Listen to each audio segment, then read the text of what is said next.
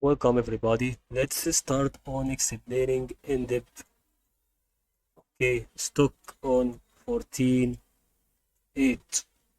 What we should know about this in-depth stock is such um, we know that it's about now on low value and it's about now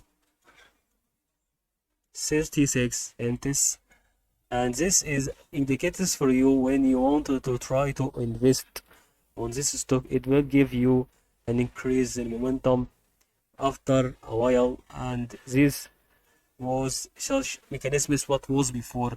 Okay, for example, if you want to know why this part happened, okay, in the end, I can tell you it will increase in momentum. But you can see also when you try to meet one of these stocks conditions, okay, it's an decrease, okay, it's an MB trend and also another MB trend, and you can see also when the MB trend is it's on its action of its waves, and the wave goes to